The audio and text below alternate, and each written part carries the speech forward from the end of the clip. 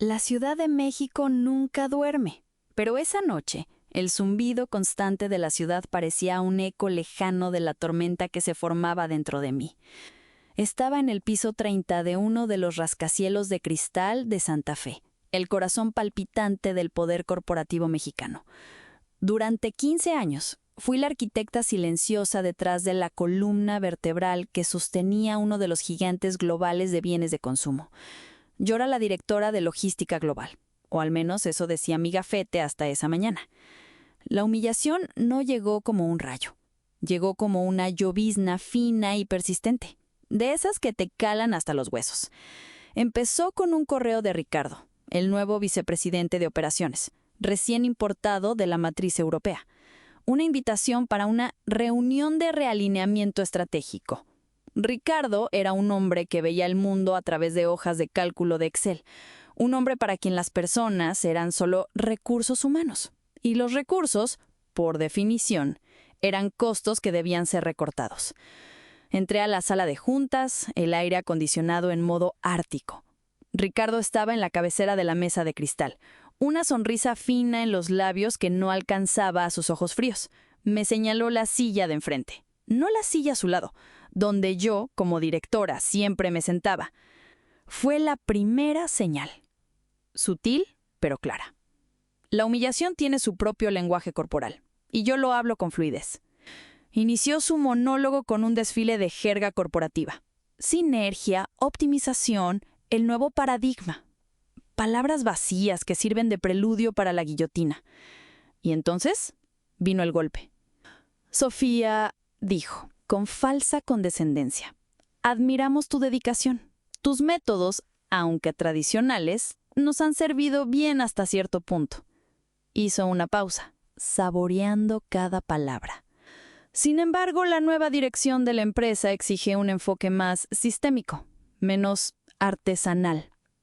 Artesanal.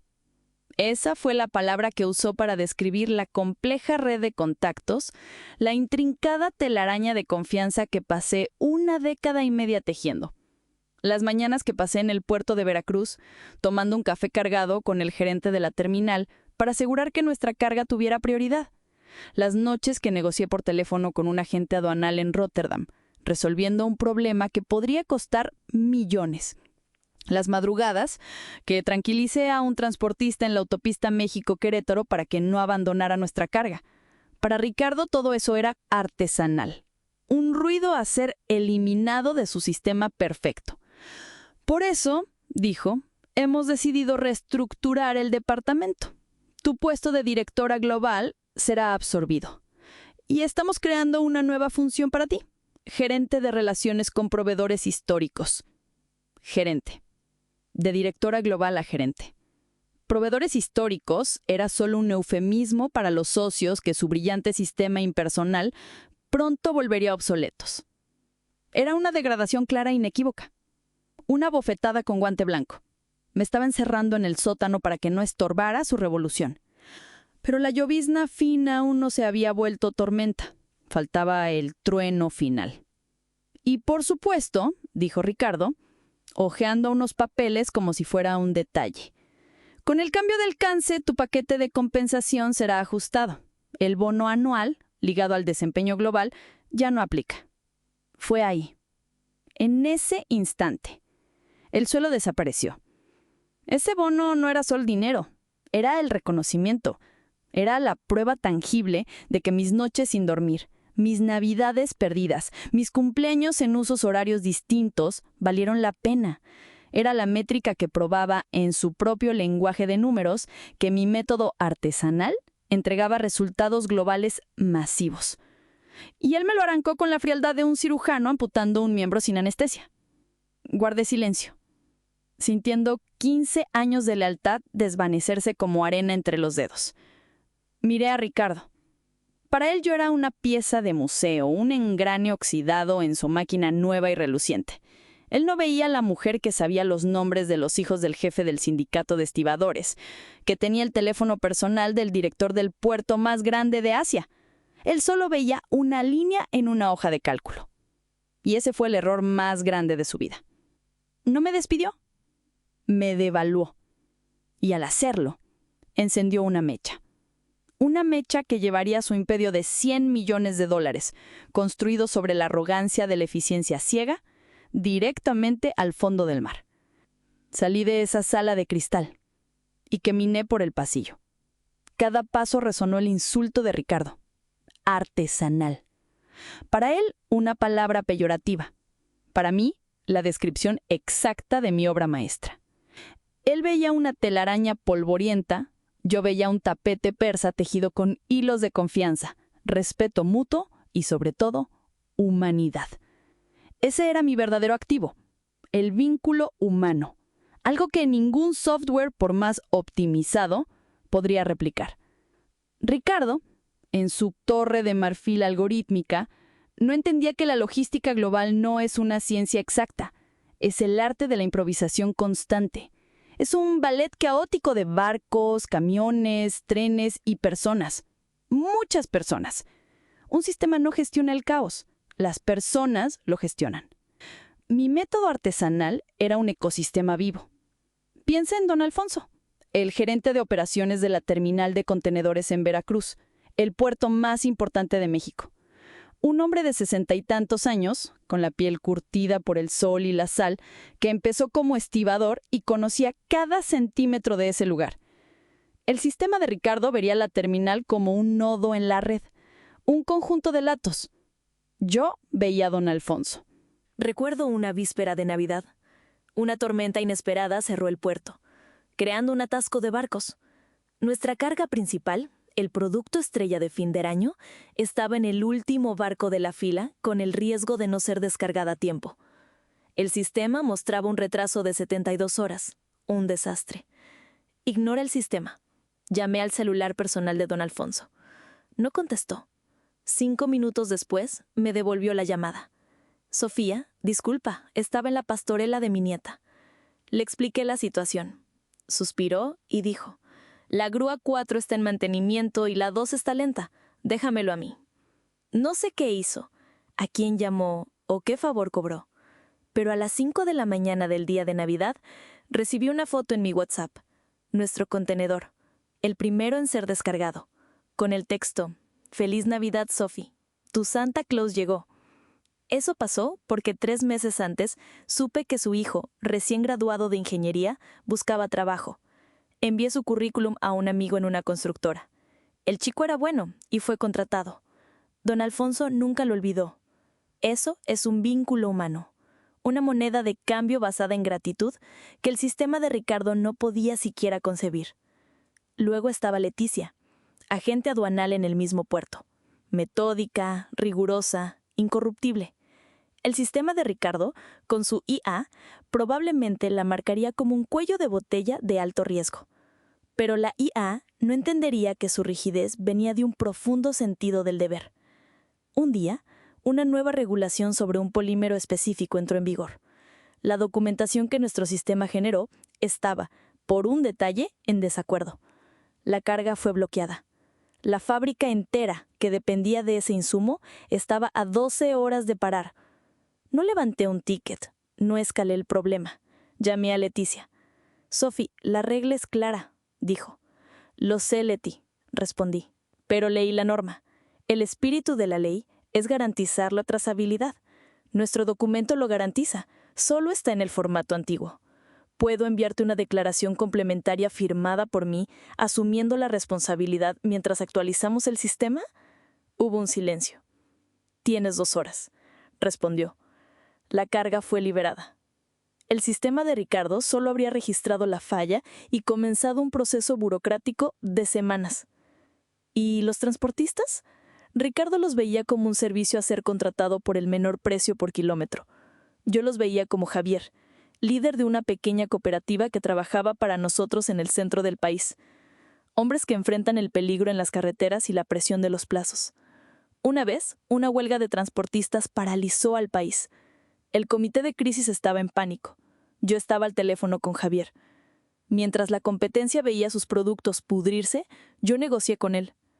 Javier, no puedo resolver el precio del diésel, pero puedo garantizar un pago por adelantado del 50% del flete hoy y puedo instalar un paradero seguro y decente en nuestro centro de distribución en Tultitlán, con duchas calientes y comida de verdad. Habló con sus hombres. Esa noche, mientras el país estaba parado, 30 de los camiones de Javier, con nuestra carga, circulaban por rutas alternativas que solo él conocía. Mientras estaba ahí, en el pasillo aséptico, este tapiz de rostros e historias pasaban por mi mente. Alfonso, Leticia, Javier y docenas más. Eran mi red, mi poder. Ricardo no solo me había degradado. Me dijo con todas sus letras que el activo más valioso de la empresa era inútil. Pero estaba equivocado. El activo no era de la empresa. Era mío. Y por primera vez desde que entré a esa sala, una sonrisa fría apareció en mi rostro. La humillación se estaba convirtiendo en claridad. El dolor se estaba volviendo un propósito. Él me dio la llave de mi propia venganza, solo que aún no lo sabía. Mi nueva oficina no tenía la vista panorámica de Santa Fe. Era un exilio gris y literal, perfectamente alineado con mi nueva función. Desde mi puesto de observación en la oscuridad, observé la construcción del arma de su propia destrucción. La bautizó como Sistema Zeus. El nombre, por sí solo, delataba la arrogancia del proyecto. Ricardo en el escenario parecía un profeta de la nueva era digital. Se acabaron las corazonadas. Se acabó el depender de favores, proclamó. Con Zeus tendremos 100% de visibilidad, subastas de fletes en real time y una IA que optimiza cada ruta, cada contenedor, cada centavo. La audiencia, formada por ejecutivos que amaban la jerga, aplaudió de pie. Yo permanecí sentada. Mi silencio era una isla de realismo en un océano de delirio. Zeus era de hecho una maravilla tecnológica. El problema era la filosofía detrás de ella, la optimización ciega. Zeus fue programado para perseguir a un único dios, el costo más bajo, y en su búsqueda implacable de la eficiencia de centavos, empezó a destruir el valor de millones. La primera víctima fue Javier, mi socio transportista. Su pequeña cooperativa no podía competir en una subasta en reversa online contra grandes flotas. Me llamó, con la voz llena de confusión y dolor. «Sophie, ¿qué está pasando? Hicimos 5 propuestas esta semana, todas con el precio justo de siempre, y perdimos todas. Perdimos por 200, 300 pesos. ¡300 pesos! Después de todos estos años». Mi función oficial era calmarlo. «Javier, es el nuevo sistema». Dije las palabras corporativas sonando como veneno. «Debe ser más competitivo en el portal». Lo que quería decir era, Javier, no les importa la vez que manejaste en la huelga. No les importa que tus choferes conozcan atajos que ahorran horas. Solo ven el número final. No les importas. Él guardó silencio. Sentí un puente de confianza que tardé años en construir, quemarse y colapsar en tiempo real. Zeus no registró eso. Solo registró un ahorro de 300 pesos en el flete. Después vino don Alfonso, del puerto de Veracruz. Las llamadas cesaron. Ahora el contacto era vía portal. Un día me llamó, irritado. «Sofía, ¿qué payasada es esta? Recibí una notificación automática de su sistema diciendo que mi terminal tiene un índice de eficiencia 1.2% por debajo del benchmark de Singapur. ¿Creen que esto es Singapur? ¿Dónde está el botón para responderle a esta máquina que el sindicato está en negociación y trabajando a ritmo lento? ¿Quién es el idiota que compara Veracruz con Singapur un martes?» Yo no tenía respuesta. El sistema de Ricardo era ciego al contexto. Veía números, no realidades, y trataba a cada puerto, a cada proveedor, a cada ser humano, como una pieza de Lego intercambiable. La primera prueba real de Zeus llegó 2 meses después. Una huelga sorpresa cerró el puerto de Le Havre, en Francia, por 48 horas. Ricardo, en su arrogancia, estaba tranquilo. «No se preocupen», dijo en una llamada de emergencia. «Zeus ya está calculando. El sistema detectó el problema en 0.8 segundos y ya está redirigiendo los barcos a Amberes y Rotterdam. Un pequeño costo adicional, pero la situación está bajo control». Él estaba orgulloso de la velocidad de detección. Lo que no sabía y lo que Zeus nunca podría saber era que yo tenía el número del celular de un primo de don Alfonso que era supervisor en el puerto de Amberes. Sabía que Amberes estaba recibiendo un volumen inesperado de carga de Asia y operaba al límite. Sabía que la mejor opción no era la más obvia. La mejor opción sería una llamada a una pequeña terminal en Zeebrugge, en Bélgica, un contacto que había cultivado por años. Con una sola llamada habría desviado nuestra carga, descargado y puesto en camiones antes de que los barcos de Ricardo llegaran a la fila de espera en Amberes. Su sistema controló la situación, pero con un retraso de 4 días y un costo de decenas de miles de euros en tarifas portuarias y fletes extra. Mi solución artesanal lo habría resuelto en 24 horas con un costo mínimo. Ricardo presentó el resultado como un éxito de tecnología. Yo lo anoté en un cuaderno negro que empecé a llevar. Era la primera prueba concreta, la primera gran grieta en la armadura brillante de Zeus. Y supe, con una certeza que me helaba la sangre, que cuando la verdadera crisis llegara, esa grieta se convertiría en un abismo, y yo estaría ahí para ver a Ricardo y a su dios de silicio caer en él. Los días en mi exilio de concreto se arrastraban. Mi tarea oficial era catalogar a los proveedores históricos, que en la práctica significaba llenar hojas de cálculo con los datos de personas como Javier y don Alfonso, para que el sistema Zeus pudiera eventualmente eliminarlos. Yo era la sepulturera de mi propia red. Ricardo había sido diabólico. No solo me degradó, me forzó a ser cómplice en la destrucción de mi propio legado.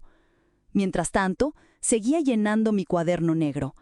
El incidente en Le Havre fue solo el comienzo.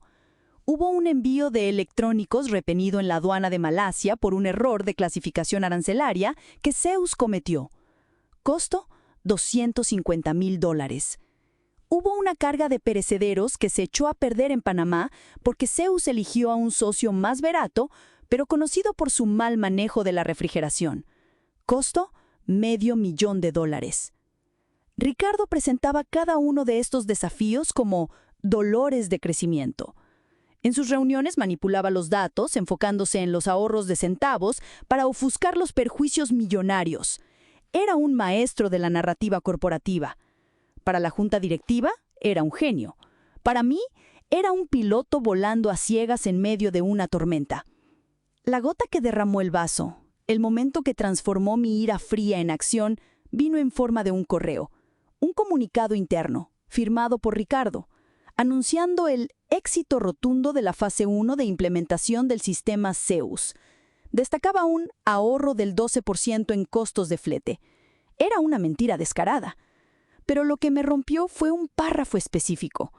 Esta optimización fue posible al eliminar procesos artesanales e intermediarios innecesarios que históricamente generaban sobrecostos e ineficiencia.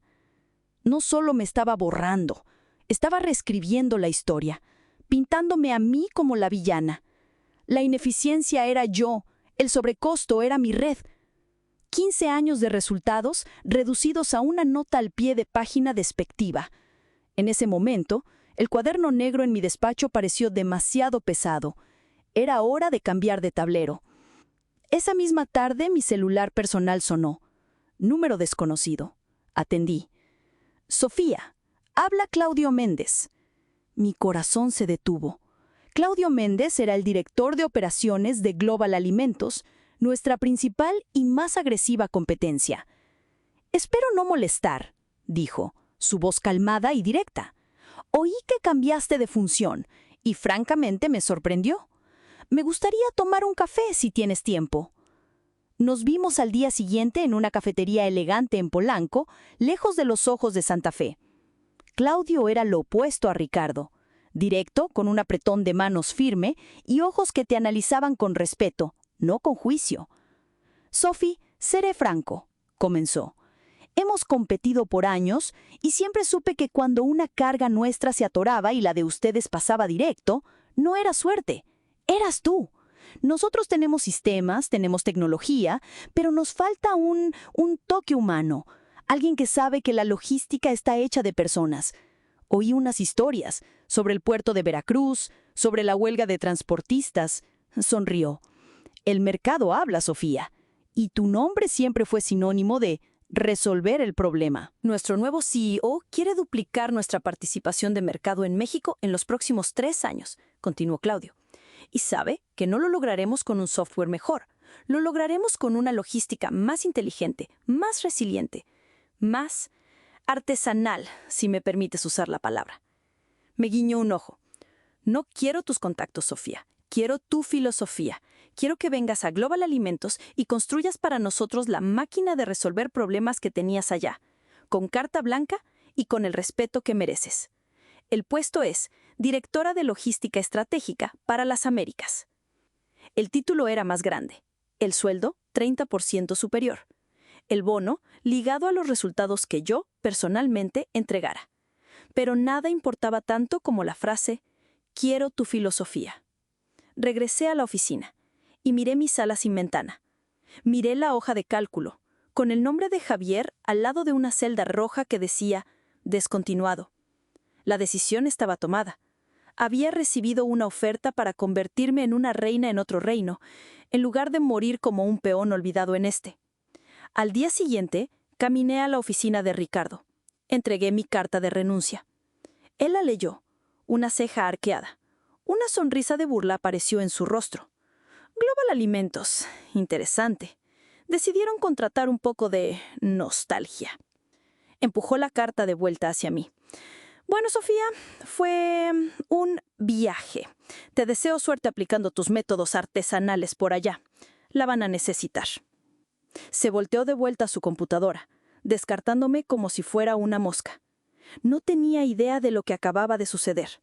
No vio a una empleada resentida renunciando. Vio una pieza obsoleta retirándose. Lo que no se dio cuenta es que yo no era una pieza.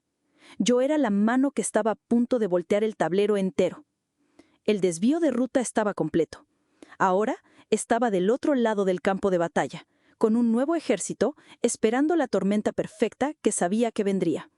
Y sabía que, cuando llegara, el todopoderoso sistema Zeus sería el primero en ahogarse. Mis primeros días en Global Alimentos fueron como respirar aire puro. La diferencia era palpable. Mi oficina era espaciosa, con una vista amplia al Parque La Mexicana. Claudio Méndez, mi nuevo jefe, fue fiel a su palabra. La casa es tuya, Sophie, dijo, entregándome un organigrama en blanco. Diseña el departamento como creas que debe ser. Contrata a quien necesites. Construye tu máquina. Solo tráeme resultados. Respeto, carta blanca, confianza, monedas de cambio que no veía hace mucho. Pero no actué por impulso. La venganza, sabía, es un platillo que se planea meticulosamente y se sirve frío como el acero. Pasé las 2 primeras semanas en silencio estratégico, mapeando la cadena de suministro de Global Alimentos, identificando sus puntos débiles y esperando. Sabía que no necesitaría atacar la red de Ricardo. Solo necesitaba estar lista para acoger a los refugiados cuando su sistema inevitablemente los expulsara. Y entonces, un martes lluvioso, sucedió. El contacto inesperado que, en el fondo, estaba esperando. Mi nuevo celular corporativo sonó. Un número que no tenía, pero que reconocí de inmediato. Era Javier, el líder de la cooperativa de transportistas. Bueno, contesté, manteniendo la voz neutra. «Sophie, ¿eres tú?» Su voz del otro lado era diferente. En nuestra última conversación, el tono era de dolor y confusión. Ahora, el dolor había sido reemplazado por un hilo de desesperación. «Soy yo, Javier. ¿Pasó algo?», pregunté, aunque ya sabía la respuesta. Soltó un suspiro pesado. «Sophie, sé que ya no estás allá. Disculpa que te llame. Ni sé por qué lo hice, creo que solo... ya no sé con quién hablar». Hizo una pausa. «Quebramos, Sophie. Vamos a cerrar». Mi corazón se congeló. No de lástima, sino de una ira gélida y enfocada. «¿Qué pasó, Javier? Cuéntame». «Su sistema, el Zeus, nos quitó todas las rutas. Las grandes flotas que ganaron las subastas no se dan abasto. Toman los contratos y subcontratan a cualquiera. Choferes que no conocen las carreteras, a los que no les importa la carga. La semana pasada, un tráiler de ellos se volteó con una carga de cosméticos de tu antigua empresa. Se perdió todo. Otra entrega a un supermercado grande se retrasó 2 días porque el chofer se perdió. Pero el sistema no ve eso, Sophie. Solo ve que cobraron 300 pesos menos. Y nosotros ya no podemos pagar los camiones. 15 familias, Sophie. 15 familias que dependían de nuestra cooperativa. Ahí estaba, la eficiencia de Ricardo en acción, ahorrando 300 pesos en un flete y generando pérdidas de cientos de miles, destruyendo a un socio leal y confiable por una miseria. Ricardo, en su arrogancia, no podía ver que el valor de Javier no estaba en el precio, sino en la confiabilidad, en la garantía de que la carga llegaría. Javier, escúchame, dije, mi voz ahora firme, cambiando de oyente a estratega. No me llamaste en vano. Ya no estoy allá, estoy en Global Alimentos. Y aquí hacemos las cosas de un modo diferente. Hubo un silencio del otro lado.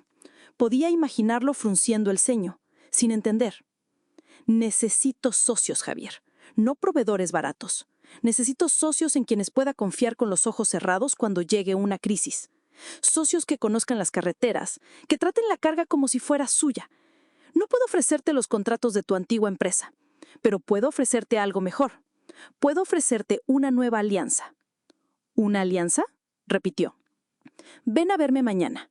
Trae tus números, tus costos, tus rutas. No vamos a hacer una subasta. Vamos a hacer una sociedad. No quiero el precio más bajo. Quiero el mejor servicio. Un precio justo que te permita crecer, que tus hombres trabajen con dignidad y Global Alimentos tenga la certeza de que nuestro producto está en las mejores manos. Al día siguiente, Javier entró en mi oficina, con los shoulders caídos y la mirada derrotada. Una hora después, salió de la sala de juntas, donde lo presenté a Claudio, con los ojos llorosos y la espalda recta. Claudio no solo aprobó la alianza, la celebró como el primer paso de nuestra nueva doctrina logística. Cerramos un contrato exclusivo para toda la red del Bajío y centro del país. Un contrato que no solo salvó a la cooperativa de Javier, sino que le dio la estabilidad para crecer. Cuando me estrechó la mano para irse, dijo algo que selló mi camino. Gracias, Sophie. No salvaste solo nuestros camiones. Salvaste nuestro orgullo. Esa noche miré por mi ventana las luces de la ciudad. No había robado a un proveedor. Había rescatado a un aliado valioso que mi enemigo había tirado a la basura. La primera pieza de mi nuevo ejército estaba posicionada, y Ricardo, en su torre de datos, seguía ciego. No tenía idea de que su optimización me estaba entregando, una por una, las armas para la guerra que se avecinaba. El contacto inesperado no fue un accidente, fue el primer disparo de mi venganza, un disparo que él ni siquiera escuchó. La alianza con la cooperativa de Javier fue más que una victoria, fue la prueba de concepto.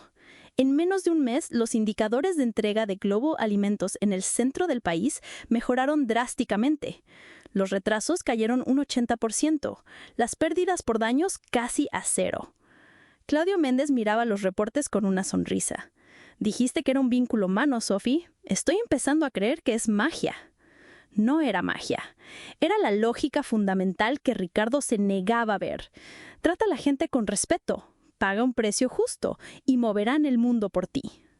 Con la logística terrestre bajo mi control, mi foco se giró hacia el mar, hacia los puertos, el corazón del comercio global. Si el transporte era la arteria, los puertos eran los pulmones, y sabía que los pulmones de mi antigua empresa empezaban a asfixiarse. Era hora de analizar el manifiesto. En logística, un manifiesto es la lista sagrada de lo que va a bordo de un barco. Pero para mí, el manifiesto que analizaba era otro, la lista creciente de fallos y socios alienados que Ricardo dejaba atrás. Mi cuaderno negro era mi manifiesto, y el siguiente nombre en mi lista era el de Alfonso. Don Alfonso, el maestro del puerto de Veracruz. No necesité llamarlo. El puerto, como la ciudad, tiene oídos. Mi red de contactos me empezó a alimentar con información. La frustración con el nuevo sistema era el tema del momento en el café del muelle. Su sistema es tonto, Sophie, me dijo un agente aduanal. No entiende de mareas, no entiende de ventanas de atraque. La semana pasada agendó la llegada de 3 barcos con químicos el mismo día que un crucero de lujo. ¿Te imaginas el caos? Don Alfonso casi se arranca los pelos. Esa era mi señal. El manifiesto de errores de Ricardo me dio la munición. No iba a ofrecerle un trabajo a don Alfonso, iba a ofrecerle una solución, un regreso a la cordura. Agendé una visita al puerto de Veracruz, oficialmente para estrechar lazos con Global Alimentos, extraoficialmente para pescar en Río Revuelto. Encontré a don Alfonso en su oficina de siempre, con vista a las grúas gigantes. El olor a mar y café fuerte era el mismo, pero él parecía más cansado. «Sofía, qué buena sorpresa», dijo. «¿Vienes a ver el circo arder?» «Vine a ver un viejo amigo, Alfonso, y oí que el nuevo payaso no es muy bueno», respondí. Se rió, un sonido sin alegría. «Payaso es poco. Sofía, no tienes idea. Antes, si teníamos un problema, me llamabas, hablábamos. Alfonso, necesito una grúa más rápida. Alfonso, aguántame esta carga. Ahora recibo alertas automáticas de un robot. Su rendimiento de descarga está 1.8% por debajo del KPI esperado. Me dan ganas de responderle: «Querido robot, el barco llegó tarde por tu culpa y el sindicato está en operación tortuga porque tu estúpido sistema no calculó bien las horas extra. Pero no hay quien responderle. Es un monólogo con una máquina». Se levantó, la rabia finalmente desbordándose. «No entienden nada. Creen que esto es un videojuego. No entienden que necesito mover el contenedor de Juan para meter el de Pedro. Esto es un ballet, Sophie, y su nuevo director de orquesta es sordo y ciego». Lo dejé hablar. Ricardo, con su bisturí de optimización, no estaba cortando grasa, estaba cortando tendones, nervios. Cuando terminó, lo miré y dije, calmadamente: «Alfonso, en Globo Alimentos estamos construyendo una orquesta y necesitamos un director en el puerto que sepa la música. No te pediré que dejes tu trabajo. Te propongo una alianza. Quiero que tu terminal sea nuestro socio prioritario en Veracruz. A cambio de un volumen garantizado, quiero flexibilidad. Quiero poder llamarte y decir: «Alfonso, necesito un milagro. Y quiero pagar un precio justo por ese milagro. Sin robots, sin KPIs tontos. Solo resultados. Negocios de gente». Sus ojos se fijaron en los míos. Vio respeto por su arte. «¿Me estás diciendo que quieres pagar por prioridad e inteligencia, no solo por mover una caja del punto A al punto B?», preguntó incrédulo. «Estoy diciendo que sé que tu conocimiento vale más que cualquier descuento que un sistema puede darme», respondí. Extendió la mano sobre la mesa. «Bienvenida de vuelta a Veracruz, Sophie. No sabes el placer que será volver a contestar una llamada tuya». Estreché la mano. Era más que un acuerdo. Era una alianza forjada en el fuego de la frustración. Salí del puerto sintiendo el poder cambiando de manos. Tenía la tierra con Javier. Ahora tenía el mar con Alfonso. Estaba montando un bote salvavidas de lujo con los mejores marineros del mercado. Y me iba a sentar en primera fila a ver el barco de Ricardo, su Titanic personal, navegar directo hacia el iceberg que él mismo creó. El manifiesto de mi venganza tenía otro punto tachado. Con la tierra y el mar bajo la nueva bandera de Globo de Alimentos, faltaba la pieza final: el aire. No el del flete aéreo, sino el aire de la burocracia, el oxígeno enrarecido de las aduanas. Un contenedor puede cruzar el océano en 3 semanas, pero puede quedar separado 6 por una firma mal puesta. Un sistema como Zeus, ciego a los matices documentales, era un desastre esperando a suceder.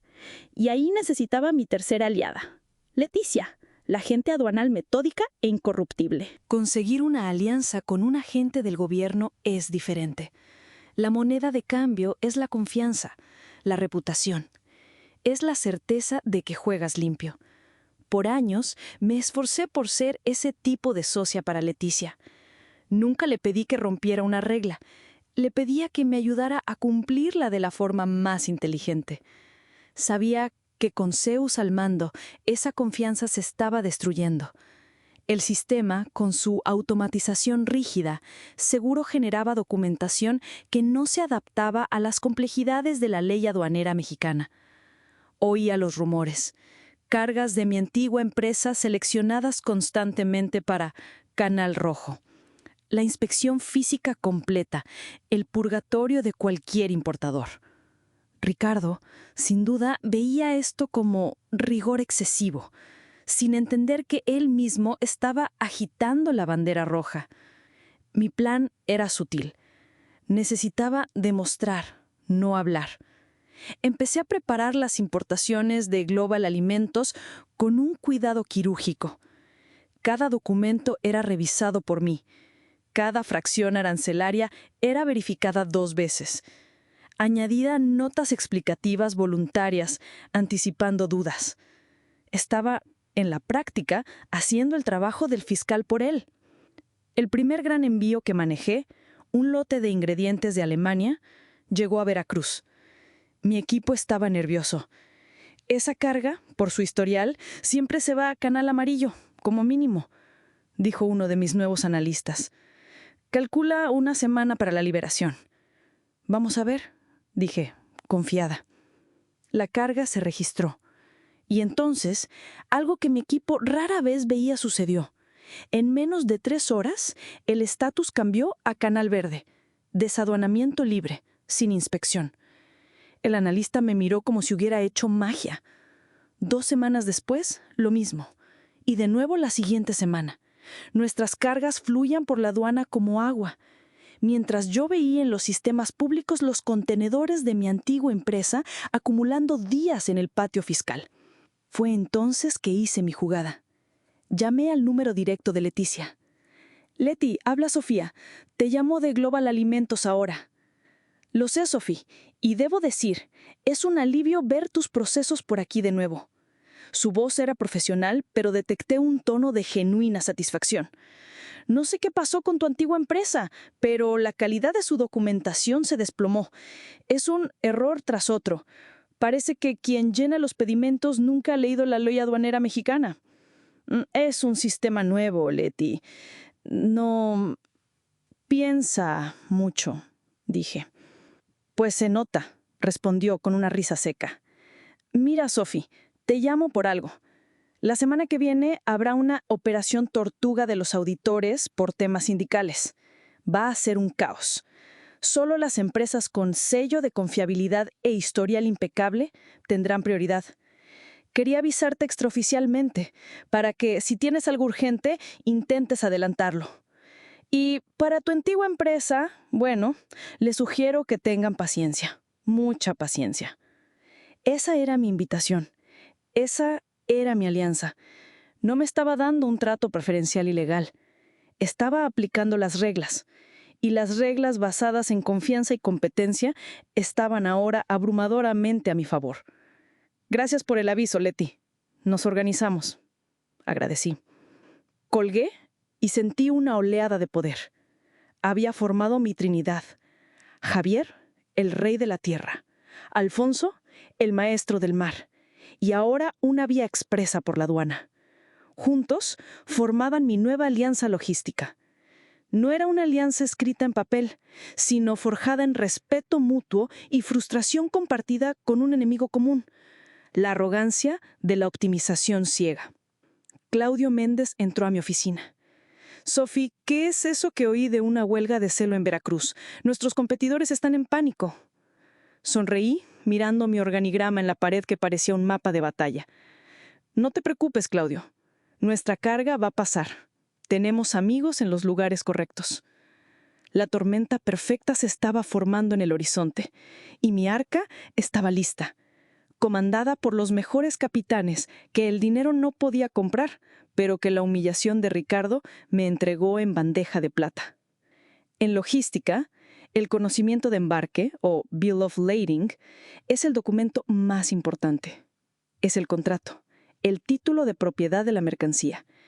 Quien lo posee, controla la carga. En mi estrategia, el conocimiento de embarque que yo necesitaba no era un papel, sino la posesión de un activo más volátil, el conocimiento íntimo de cómo la cadena de suministro de mi enemigo funcionaba y, más importante, de dónde se iba a romper. Mi exilio en la oficina de concreto había sido una humillación calculada. Pero Ricardo cometió un error crucial. Me dio tiempo y me dio acceso. Durante esas semanas no solo estaba digitando nombres en una hoja de cálculo, estaba construyendo un mapa detallado de cada contacto, cada contrato, cada ruta. Y no dejé ese mapa atrás. Lo llevé conmigo, en mi mente, en mi cuaderno negro y en una USB discretamente copiada con mis archivos personales, mi seguro de vida corporativo. Ahora, en mi espaciosa oficina de Global Alimentos, ese conocimiento era mi arma secreta. Mientras construía la máquina de Global Alimentos para ser resiliente, también la estaba construyendo para ser el exacto opuesto de la de Ricardo. Donde él apostaba por la centralización, yo apostaba por la autonomía. Donde él buscaba el menor precio, yo buscaba el mayor valor. Donde él confiaba en algoritmos, yo confiaba en personas. Con mi nueva alianza logística, Javier en tierra, Alfonso en mar y Leticia en la aduana, empecé a hacer pruebas, juegos de guerra en tiempo real. Llamaba a Javier. Javier, si la México-Querétaro se cierra mañana por un accidente, ¿cuál es tu ruta alterna más rápida para llegar al Bajío? Me respondía en segundos, con la experiencia de quien conoce cada brecha. Llamaba a Alfonso. Alfonso, una de tus grúas se descompuso. Un barco nuestro y uno de la competencia esperan. ¿A quién priorizas? Se reía. Sophie, ni preguntes. Tu contenedor ya estaría en el camión de Javier antes de que el sistema del otro lado se diera cuenta de que la grúa falló. Eran ensayos. Estaba afinando mi orquesta, mientras observaba a Ricardo. Estaba triunfante. Su empresa acababa de publicar los resultados del segundo trimestre. Gracias a la eficiencia de Zeus, los márgenes operativos habían subido un 0.5%, un número minúsculo, pero suficiente para impresionar a analistas que no ven más allá de la primera línea de la hoja de cálculo. El precio de las acciones subió. Ricardo recibió un bono jugoso. Leí la noticia y sonreí. Estaba celebrando en la cubierta, sin saber que el casco del barco estaba lleno de grietas. La información decisiva, el verdadero conocimiento de embarque de mi venganza, llegó de una fuente inesperada. Una ex colega, una analista junior que yo había entrenado, me mandó un mensaje. Sophie, no vas a creer la última de Ricardo. Firmó un contrato de exclusividad de 1 año con Sea Line, una nueva naviera asiática gigante. Canceló los contratos menores con casi todas las demás. La promesa es un ahorro del 15% en el flete transpacífico. Mi sangre se heló. Sea Line. Conocía su reputación. Enormes, agresivos y baratos. Y notoriamente inflexibles. Eran la versión marítima del sistema Zeus, una máquina gigante e impersonal. Eran conocidos por cambiar rutas sin aviso, para consolidar cargas y por tener el peor servicio al cliente. Al firmar con Sea Line, Ricardo no solo apostaba por un proveedor, estaba entregando todo su destino transpacífico a un único socio que compartía su filosofía ciega por los costos. Acababa de poner todos los huevos en la misma canasta. Y la canasta era famosa por tener agujeros. Era eso. La vulnerabilidad fatal. La falla estructural que esperaba. Una crisis en la ruta del Pacífico, una huelga en un puerto chino o un atasco en el canal de Panamá y su cadena de suministro no tendría a dónde correr. Estaría atrapado. Miré el mapa en mi pared. Tracé la ruta de China a México. Y luego empecé a trazar mis rutas alternativas. Rutas que no pasaban por los puertos principales. Rutas que usaban socios más pequeños y ágiles que Ricardo había descartado. Rutas que Sea Line jamás consideraría. Tenía el mapa del enemigo. Tenía mi propia red de inteligencia. Y ahora sabía exactamente dónde se rompería el casco de su barco. Yo era la dueña del conocimiento de embarque. Todo lo que necesitaba hacer era esperar al iceberg, y tenía la extraña sensación de que ya venía navegando silenciosamente en nuestra dirección. Hay un olor en el aire antes de una gran tormenta. En el mundo de la logística, esa sensación es la misma. No viene de una alerta meteorológica, sino de susurros, un rumor de un agente en Shanghái sobre tensiones sindicales, un mensaje de un despachador en Singapur mencionando lentitud deliberada. Para un sistema como Zeus eran ruidos insignificantes. Para mí, eran el sonido distante del trueno. Sabía cuál sería la víctima. la carga final. Cada año mi antigua empresa apostaba todo en su campaña del Día de la Madre.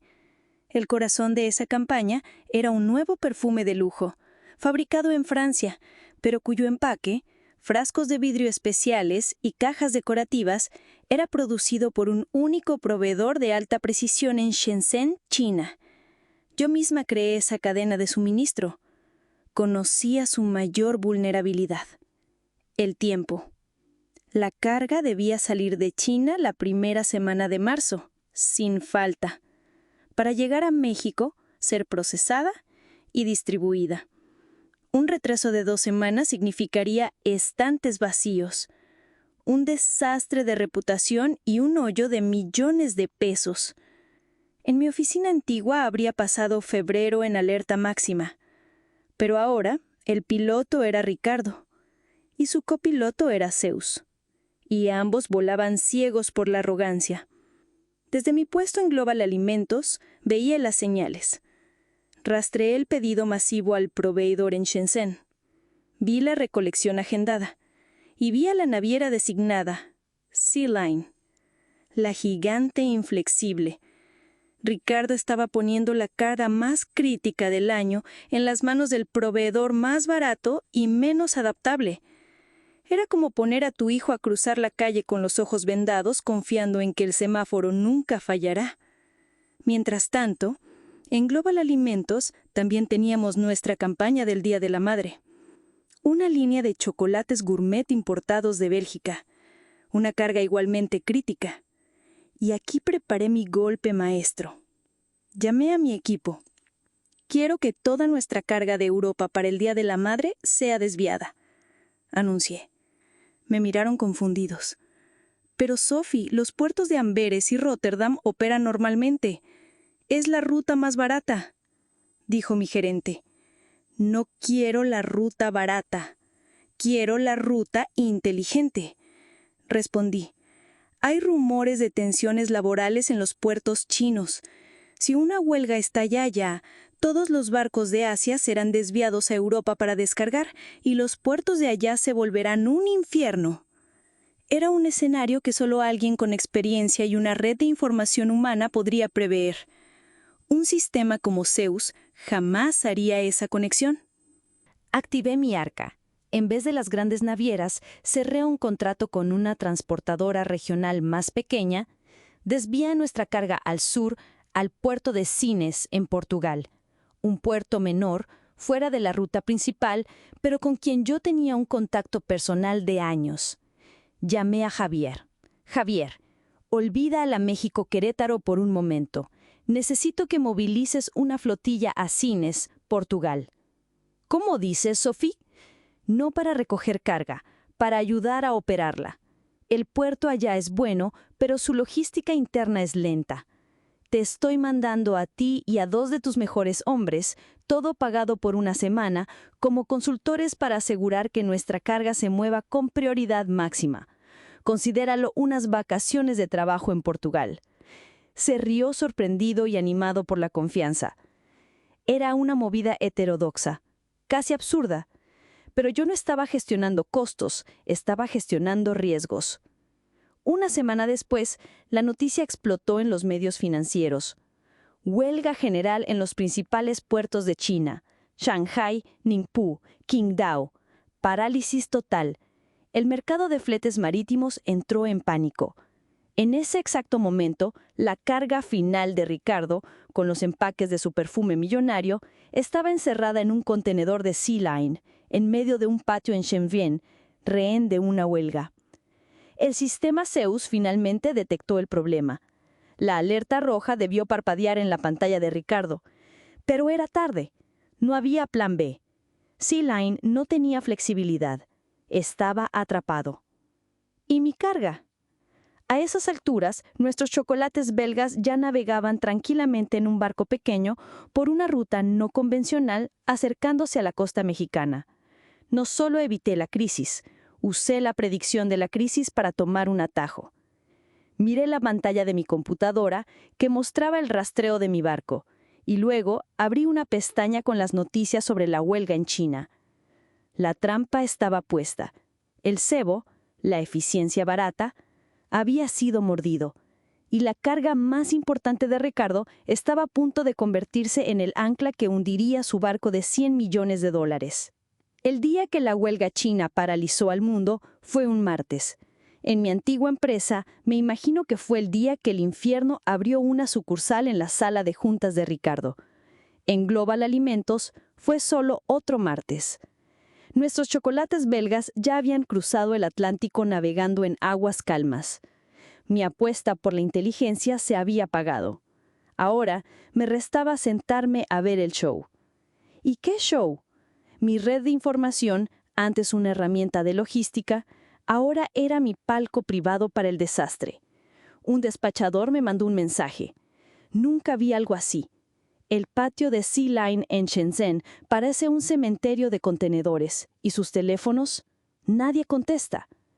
Un ex colega me llamó, con la voz baja y aterrada. Sophie, es un pánico. Ricardo está encerrado con los directores. Gritos. Oí la palabra catástrofe 3 veces. El Zeus es inútil. Manda alertas de que la carga está parada. Gran novedad. Reporta el incendio, pero no tiene una cubeta de agua. Podía visualizar la escena. Ricardo, pálido, sudando, mirando sus dashboards parpadeando en rojo. Él, que se había burlado de los métodos artesanales, ahora descubría la terrible verdad. Cuando el caos se instala, un algoritmo no puede negociar con un líder sindical. Una IA no puede pedirme un favor. Estaba al mando de un navío de última generación, pero en medio de un motín no tenía a nadie que lo escuchara.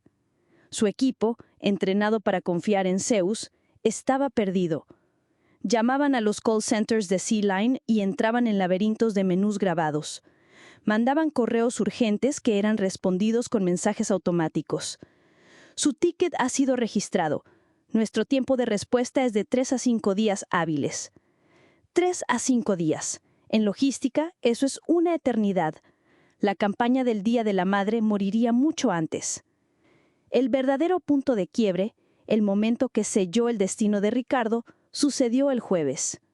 Fue la prueba final de que, al humillarme, él no solo perdió a una empleada, creó activamente a la arquitecta de su propia ruina. Mi celular sonó. Era un número del puerto de Veracruz. Era don Alfonso. Sophie, no vas a creer quién acaba de llamarme. Y podía oír una sonrisa en su voz. Déjame adivinar. ¿Alguien con la voz de quien no ha dormido en 48 horas? Peor. Un muchacho, un analista de tu antigua empresa. Pobrecito, se le sentía la desesperación. Me dijo, don Alfonso, habla fulano de tal.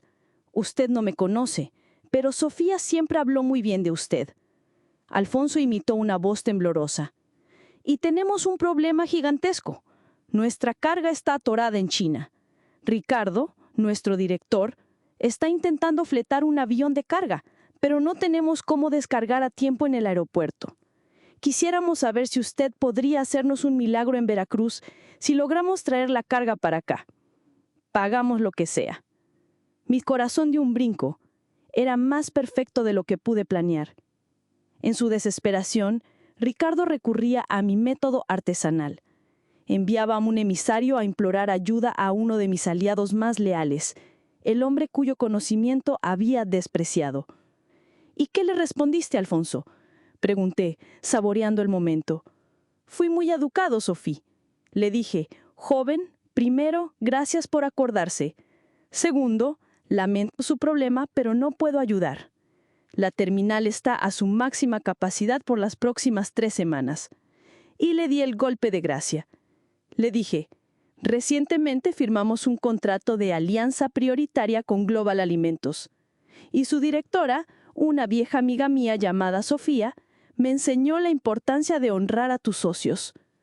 Toda mi flexibilidad y capacidad de milagros está, por contrato, a su servicio. Le sugiero que llame a otra terminal. Buena suerte. Cerré los ojos. La validación, la venganza, no era sobre el dinero. Era sobre eso, sobre el respeto y la lealtad que él había pisoteado, ahora siendo usadas como el arma que le impedía salvarse. Alfonso continuó. Hubo un silencio del otro lado, Sophie. Un silencio que valió por todos los correos estúpidos que su sistema me mandó. Y luego el muchacho solo tartamudeó un ya veo, gracias, y colgó. Colgué el teléfono y me permití una sonrisa genuina. Ricardo estaba acorralado. Su ruta principal estaba bloqueada. Y su ruta de escape llevaba directamente a mí. Había quemado todos los puentes. Y ahora descubría que yo era la dueña del único ferry que podía llevarlo a la otra orilla. Y mi ferry no estaba a su servicio. El punto de quiebre no fue la huelga, fue la llamada. Fue el momento en que la realidad abofeteó la arrogancia de Ricardo. El momento en que fue forzado a entender que las relaciones humanas que tanto devaluó no eran un costo a ser cortado, sino el activo más estratégico de todos. Un activo que no solo perdió, sino que entregó en bandeja de plata a su mayor competidora.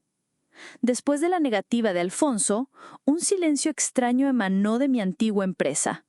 Era el silencio del shock. Ricardo, el hombre con una respuesta algorítmica para todo, se quedó sin respuestas. Lo intentó, claro. Mis contactos me dijeron que intentó fletar aviones a precios exorbitantes, pero la burocracia para liberar la carga en China sin los contactos correctos era infranqueable. Intentó otras terminales en México, pero sin una relación previa. Era solo otro cliente desesperado al final de una larga fila. Mientras él se ahogaba, yo ejecutaba mi obra maestra. Nuestros chocolates belgas llegaron a Veracruz. Alfonso nos dio prioridad total. Antes de que el barco atracara, los camiones de Javier ya estaban posicionados. La liberación en la aduana, gracias a mi trabajo meticuloso y la reputación con el equipo de Leticia, fue canal verde en tiempo récord. En 72 horas, un producto en un barco en el océano estaba en un centro de distribución en el Estado de México, listo para las tiendas. Y entonces di mi golpe final. Llamé a Claudio Méndez. Claudio, la competencia no va a entregar su campaña del Día de la Madre. Sus estantes estarán vacíos. Quiero autorización para adelantar nuestra entrega una semana y ofrecer un bono de exhibición a nuestros mayores clientes. Vamos a llenar su espacio vacío con nuestros productos. Claudio casi se atraganta. Un adelanto de una semana a nivel nacional es... Ya está hecho, lo interrumpí. La carga está aquí. Los camiones de Javier esperan el sí. Es solo dar la orden. Hubo un silencio de admiración. Sofía, eres un demonio, dijo, riendo. Hazlo. El efecto fue cataclísmico. La semana previa al Día de la Madre, los anaqueles donde debían estar los perfumes caros de mi antigua empresa estaban vacíos. Un vacío vergonzoso. Y al lado, montañas de nuestros chocolates gourmet con exhibidores llamativos y promociones agresivas. No solo evitamos el desastre, lo canibalizamos. Alimentamos nuestro éxito con el cadáver de su fracaso. El colapso de la cadena de suministro de Ricardo fue una serie de fichas de dominó cayendo. Primero, el fracaso en la entrega. Segundo, la furia de las tiendas departamentales que no solo perdieron millones en ventas, sino que tuvieron que lidiar con clientes frustrados. Se revisaron contratos, se aplicaron multas millonarias por incumplimiento. Tercero, el costo interno. La fábrica en Francia, que debía envasar los perfumes, se detuvo por semanas, pagando salarios a personal ocioso. Millones de dólares en frascos y empaques, atrapados en China, se volvieron basura. La campaña de marketing de millones de pesos se fue por el desagüe. Pero la última ficha, la que hizo más ruido, fue la reacción del mercado financiero. La noticia del fiasco se filtró. Los analistas que antes elogiaban los márgenes operativos de Ricardo, ahora escribían furiosos sobre fallas en la gestión de riesgo y vulnerabilidad estratégica. Ahí fue cuando el número se hizo real. El título de este video no es una exageración. Mi renuncia le costó $100 millones. Hagamos las cuentas. La pérdida de ventas directas se estimó en $40 millones. Las multas contractuales, otros 15 millones. El costo de producción y marketing perdidos, otros 20 millones. Eso suma 75 millones en pérdidas operativas. ¿Y el golpe final? Las acciones. La semana siguiente al Día de la Madre, cuando el desastre se hizo público, las acciones de la empresa cayeron un 8%, una pérdida de cientos de millones en valor de mercado. La porción de Ricardo en esa pérdida, el daño a su reputación y al valor que se suponía que debía crear, superó fácilmente los restantes 25 millones. De hecho, 100 millones fue un estimado conservador. Estaba en mi oficina, viendo una gráfica de la bolsa en mi computadora. La línea roja descendente de mi antiguo empleador y la línea verde ascendente de Global Alimentos. Era la imagen de mi venganza. Zeus era brillante para reportar el estatus de un contenedor. Podía decirle a Ricardo, con precisión de un segundo, el momento exacto en que su cadena de suministro había muerto. Pero nunca podría medir el costo de una promesa rota, el valor de un apretón de manos o el poder destructivo de un ser humano que fue subestimado. Ricardo me degradó, cortó mi bono y en el proceso devaluó lo único que podría haberlo salvado, el vínculo humano. Y el precio de esa devaluación, para él y para la empresa que le creyó, fue un colapso de 100 millones de dólares. Las consecuencias del colapso no tardaron. El mercado tiene poca paciencia con genios que resultan ser fraudes. 2 semanas después del fiasco, un breve comunicado fue enviado a la prensa. Ricardo dejaba la empresa para buscar nuevas oportunidades. El lenguaje corporativo para un despido humillante. No se fue como un visionario, se fue como el capitán que hundió el barco por exceso de confianza en sus instrumentos. Su sistema Zeus no fue desmantelado de inmediato, sería admitir el error, pero fue silenciosamente vaciado, con sus decisiones siendo cada vez más supervisadas por gerentes humanos. El reconocimiento tardío de que su filosofía estaba equivocada. ¿Y yo? Mi ascenso en Global Alimentos fue meteórico. El éxito de la campaña del Día de la Madre se convirtió en una leyenda interna. Claudio Méndez me dio un bono que era más del doble de lo que Ricardo me había quitado. Pero de nuevo, no era por el dinero, era por el reconocimiento. En una reunión con la Junta Directiva Global, Claudio me presentó no como la directora de logística, sino como su ventaja competitiva secreta. Mi título fue elevado a vicepresidenta de Logística Global y Resiliencia de Cadena. El término resiliencia fue una adición mía. Quería dejar claro que nuestro objetivo no era solo ser eficientes, sino ser inquebrantables. Mi filosofía del vínculo humano se convirtió en la doctrina oficial de la empresa. Mi primer acto como VP fue crear un fondo de alianza estratégica, un presupuesto dedicado no a encontrar el menor costo, sino a invertir en nuestros socios. Con ese fondo, ayudé a la cooperativa de Javier a financiar 10 camiones más y a capacitar a sus choferas en tecnología, volviéndolos no solo leales, sino también avanzados. En Veracruz, patrocinamos un nuevo sistema de agendamiento desarrollado con el equipo de don Alfonso, un sistema que hablaba el idioma del puerto, no el de un programador en Alemania. Lo bautizó Sistema Alfonso y se rió por una semana. Incluso en la aduana, creamos un programa de capacitación para pequeños exportadores, mejorando todo el ecosistema. No construí un imperio para mí.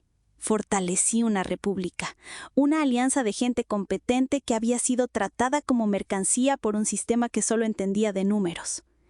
Unos 6 meses después, recibí un correo inesperado. Era de Ricardo.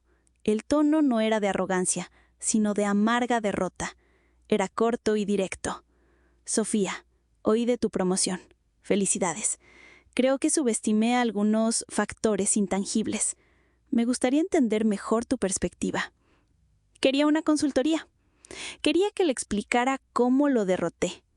Aún no entendía. Creía que era una fórmula, un truco que podía aprender. Borré el correo sin responder. Mi venganza nunca fue sobre destruirlo. Fue sobre probar mi valor. Y mi valor no podía enseñarse en un café. Tenía que vivirse, construirse, honrarse.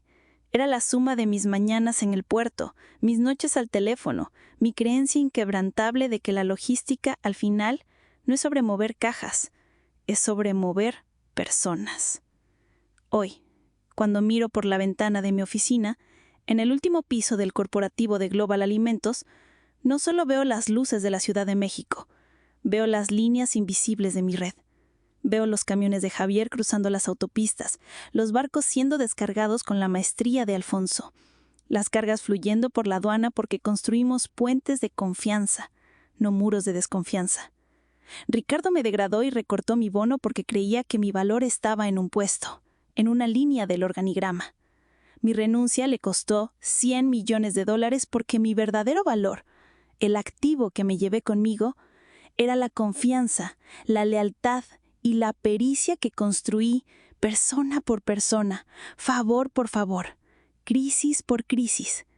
Él creía que el activo más importante de la empresa era su sistema, y lo forcé a aprender, de la manera más dura y cara posible, que el activo más importante de la empresa era, y siempre será, el vínculo humano. Y ese vínculo era mío.